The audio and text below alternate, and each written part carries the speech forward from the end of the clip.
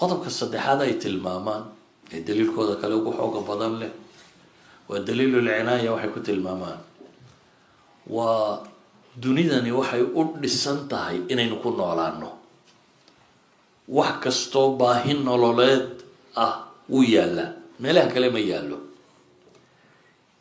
idan bini aadamku in waxaan loogu talagalay mid iyaga ka mid a wuxuu lahaa waxay la mid tahay hudheel wax walba lagu sii dhigay, cid ku ogeydo ku garanaysay cunada waxaad uga baahan tahay, marada waxaad uga meesha lagugu sii diyaariyo lagugu casuumay bay u agtahay buu leeyahy.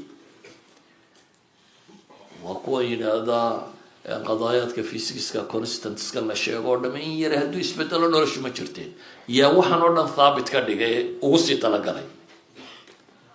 saddexda daliile caqliga ay tilmaamaan saddexdaba qur-aan baa tilmaamaya. am khuliquu min gayri shayin am hum lkhaaliquun am khalaqu samaawaati walard bal laa yuqinuun.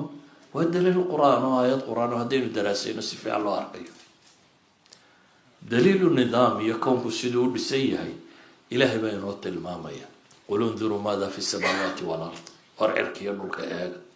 إن في خلق السماوات والأرض واختلاف الليل والنهار والفلك التي تجري في البحر بما ينفع الناس وما أنزل الله من السماء من ماء آيات رب ظله أي إلهي تلمامية بل وحلين لي وفي الأرض آيات للموقنين وفي أنفسكم أفلا تبصرون والديسايند قفك بين آدم كاسد إلهي وأبوري xataa markii la wada baran kari waayey qofka bini aadamka kownka kaloo dhan markaynu ka nimaadno oo weli wax badan majhuuli naga yihiin ayaa waxay noqotay barashadiisa in cadcad loo gooyo in la wada dhigan kari maaye.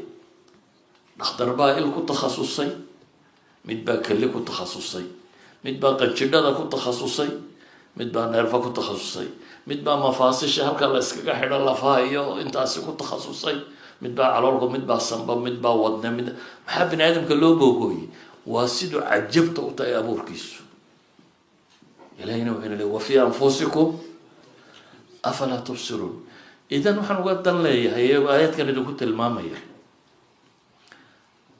may inagu markaynu waddankeenii joognay qadaayaadkani muranina kagama jirin, walidalik maadaama ay musallamaad ahaayeen aada loogama hadli jirin, si duuduuba ayuubaa loo tilmaamayay. laakiin halkan markaad joogto arkaanu liimaan biadilatihi buu u baahaya inaynu ubadkeena ka dhaadhicino. haddaynu u fakerno sidii soomaaliya loo fakerayay, soomaaliya maxaad ka fakeri jirtay? malcamad degee, qur-aankaa soo xifdiyo, waxoogaa salaadana hala baro.